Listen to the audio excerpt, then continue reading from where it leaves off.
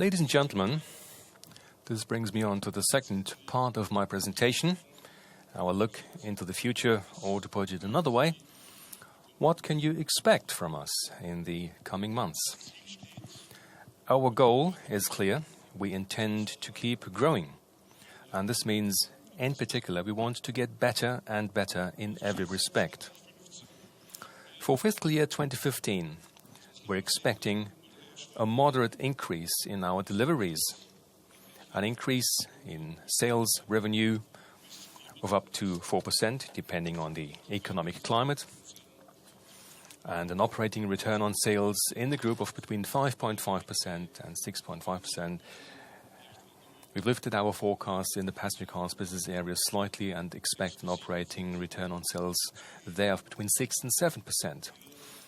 Granted, we're being deliberately rather more cautious than others with these goals. However, ladies and gentlemen, despite excellent figures, Volkswagen always has a good grip on reality. We do not close our eyes to the many international, political and macroeconomic trouble spots. This global uncertainty has effectively become the new normal in the automotive business. I need only remind you of the extremely tense situation in many truck markets, or the situation in South America, specifically Brazil and Russia. In Russia alone, the automotive market has dropped by almost 40% in the space of a year. Volkswagen is not alone in facing these problems. They affect the entire industry, and for this reason, there are large question marks hanging over 2015. However, ladies and gentlemen, you know us well enough. Our desire is to rise to these challenges, and we will do so. Our goal is to achieve further growth in our unit sales, our sales revenue, and our operating profit. And we are convinced that the Volkswagen Group has what it takes to do so. We have 3 profitable business areas: passenger cars, commercial vehicles, power engineering, and financial services. We have 12 fascinating brands that meet almost all our customer wishes and needs worldwide. We can count on the innovative abilities of more than 46,000 developers and 11,000 IT specialists. We have the necessary liquidity and financial solidity. And we have a strategy that has proven its worth even when times are tough. These strengths make Volkswagen what it is, and we will specifically leverage and extend them. I'd like to discuss 3 focus areas in great detail today. Focus number 1, we're making our product range even younger and more attractive. All in all, we'll be bringing 50 new models, successors and upgrades or facelifts to customers this year. Skoda has unveiled the new Superb. The brand's flagship model is now also based on the modular transverse toolkit, our most important platform. At SEAT, the refreshed Ibiza is on the starting blocks. The second core model, after the Leon, will provide further impetus for SEAT. Incidentally, SEAT is proof that patience pays off. The brand returned to profit in the first quarter after a long time. Yes, this is worth a round of applause. Thank you. Mr. Stuckmann, thanks to you and your team. Audi is relaunching its bestseller. The next generation A4 will go on sale in the fourth quarter of the year. And the new Q7 is already making headlines with 325 kilos shaved off its weight. It is a pioneer in lightweight construction. The Porsche team is revamping its most important model, the iconic sports car, the 911. Bentley is launching an upgrade of the Continental GT. Lamborghini is presenting the new Huracan Spider. 2 important new models will be launched at Volkswagen commercial vehicles, the Caddy and the T6. They account for around 2/3 of sales. Finally, the Volkswagen passenger cars brand has unveiled the new Touran. And we're working hard on the next generation Tiguan, which will be launched in 2016. It will set new standards in design, technology and quality thanks to the modular transverse toolkit. This brings us to focus number 2. We are pushing forward with our modular toolkit strategy.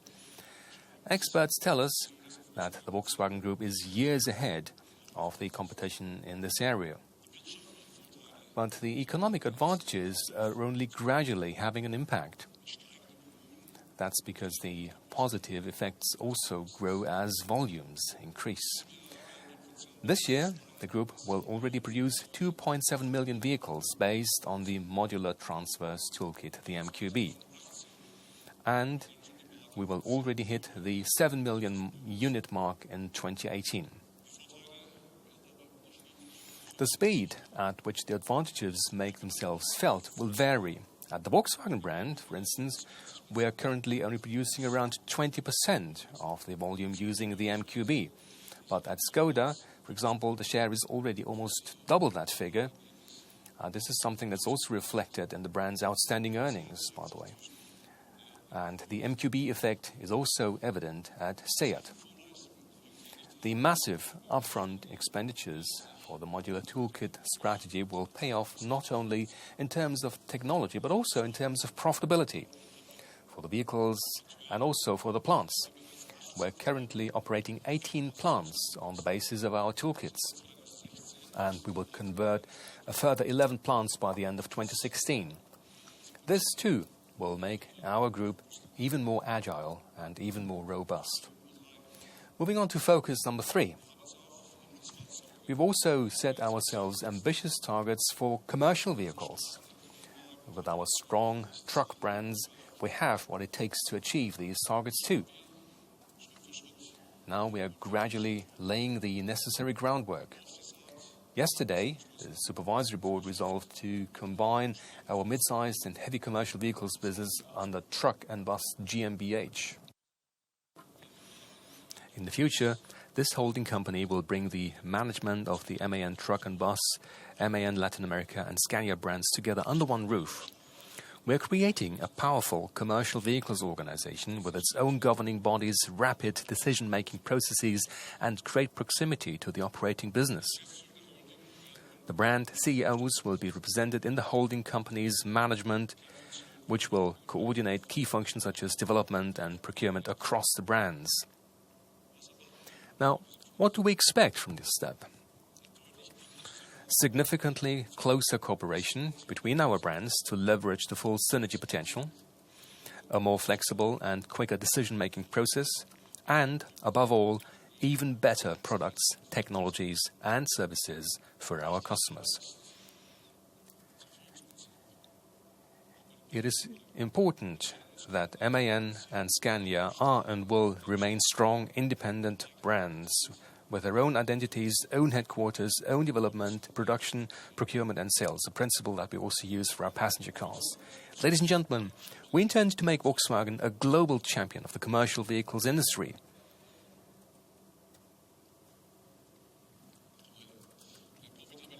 In terms of profitability, innovation, and most of all, our customer satisfaction. We are now defining the next milestone in pursuit of this goal, and Mr. Rentschler and his team have our and my full support along the way. Ladies and gentlemen, as you can see, the Volkswagen Group is once again increasing the pace. In 2015, we intend to take the next step towards the top. And we have made a good start to the year despite the strong headwinds.